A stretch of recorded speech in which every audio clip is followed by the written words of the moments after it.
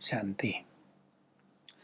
भगवान के बच्चे बनने के बाद, उसका संपूर्ण ज्ञान ले लेने के बाद और जीवन का एक सुंदर लक्ष्य मिलने के बाद बहुत उमंग उत्साह में रहने वाली आत्माएं ये संकल्प करती हैं, हम विजयी रतन बने।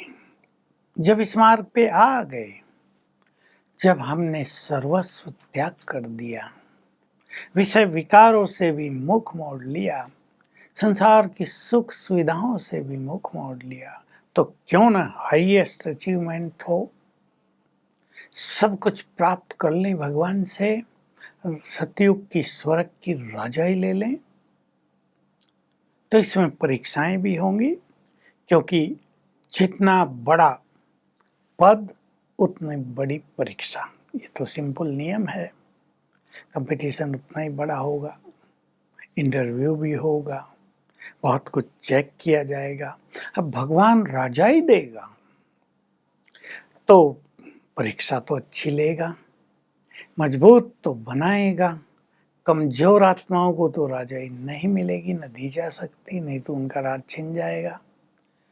तो शिव बाबा अपने बच्चों को राजाई लायक बनाने के लिए बहुत अच्छी अच्छी चीजें सिखाते हैं। इसलिए राजयोग की डेफिनेशन ये भी है, राजयोग अर्थात स्वर्ग की राजाई प्राप्त करने की ट्रेनिंग, उसकी एजुकेशन। तो हमें माया को संपूर्ण रूप से जीतना है।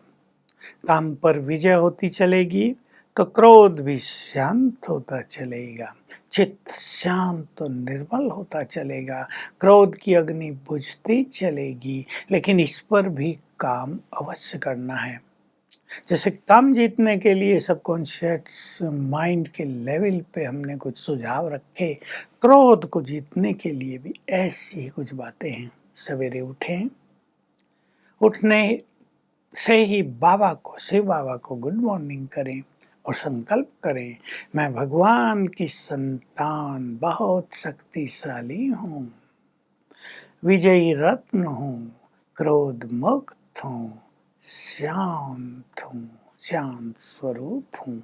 बहुत गहरी फीलिंग दे अपने को, मैं क्रोध मुक्त हूँ, शांत हूँ, मैं विजयी रत्न हूँ, क्रोध मुक्त हूँ, शांत हूँ। कई क्रोध को बहुत जीत लेते हैं, अचानक फिर निकल आता है, इमर्ज हो जाता है।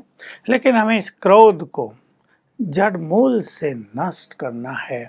इसके लिए योग की अच्छी साधना भी हो, हम शांति के वाइब्रेशन, शांति के सागर से लेते रहें और साथ में लक्ष्य बना ले, मुझे क्रोध संपूर्ण रूप से छोड़ देना है।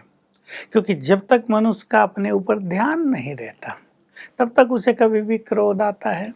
कईयों का क्रोध ऐसा होता है, आया और शांत हो गया। लेकिन कईयों का क्रोध ऐसा होता है, एक बार आ गया तो उसका इफेक्ट सारा दिन चलता है, व्यवहार बदला रहता है, बच्चों को डांट डपट होती रहेगी, पत्नी से झगड़ा होता रहेगा, जिसमें भी क्रोध आएगा उसके साथ ही होता रहेगा। तो पहले हमारी जो क्रोध की नेचर है, इस पर विजयी बने। धीरे धीरे फिर क्या होगा, क्रोध आ भी गया तो जल्दी शांत होगा। क्रोध ना आए इसकी अवेयरनेस रहेगी, मुझे क्रोध से मुक्त होना है। याद रहेगा, शिव बाबा मेरा परम पिता, शांति का सागर, सुख दाता।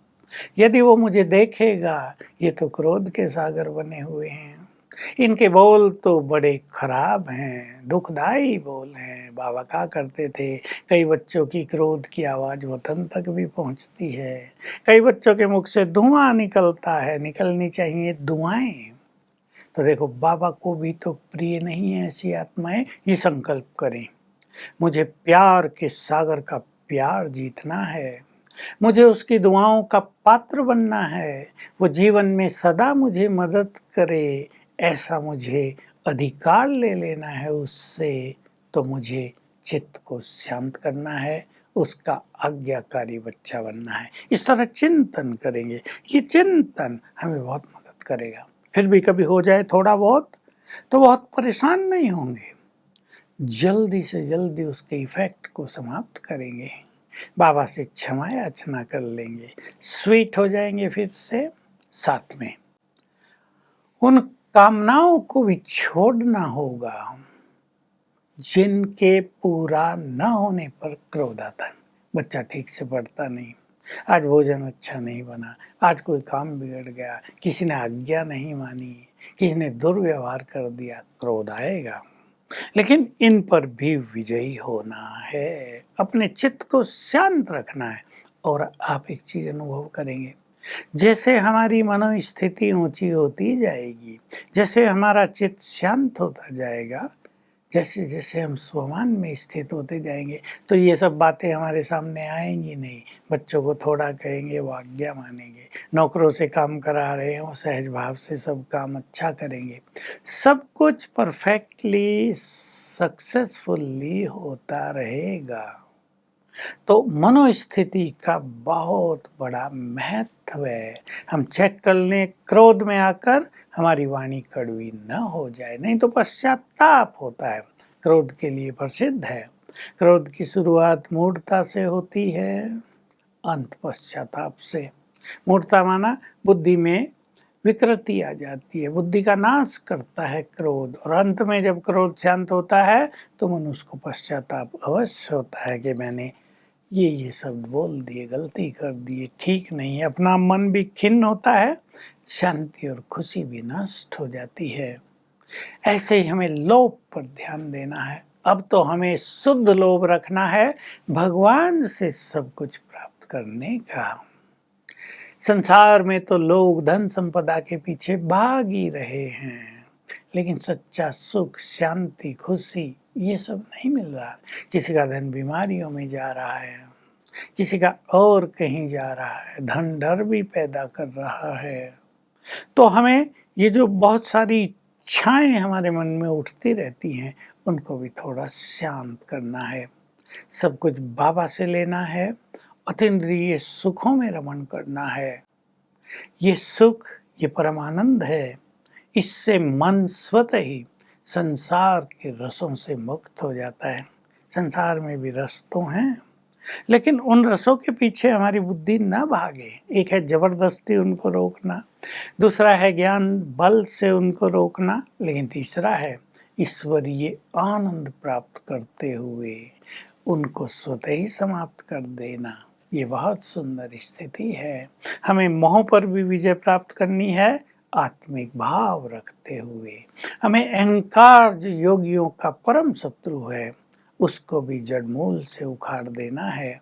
मैंपन, मैं ही राइट हूँ, मेरी ही मानी जानी चाहिए, मुझे पहले अधिकार मिलना चाहिए, मेरा पूछे बिना कुछ नहीं करना चाहिए, इस तरह का अभिमान मनुष्य के अंदर बहुत रहता है। तो इन सब पर विजयी होने का लक्ष्य रखेंगे। स्वमान जितना जितना बढ़ता जाएगा, अभिमान नष्ट होता जाएगा।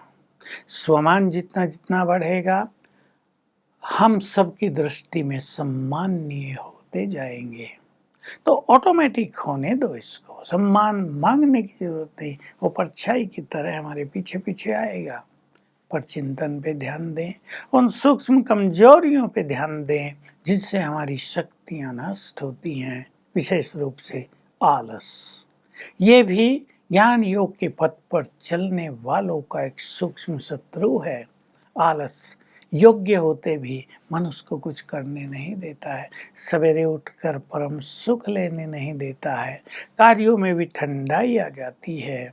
तो हम आलस का भी त्याग करेंगे, वैर भाव को क्षमा भाव में बदलेंगे, अपने जीवन को सुखदायी बनाएंगे, तो विकारों की जो छाया है, काली छाया, वो हटती जाएगी। हम निर्विकारी बनकर विजय माला के चमकते हुए मोती बन जाएंगे। ओम शांति।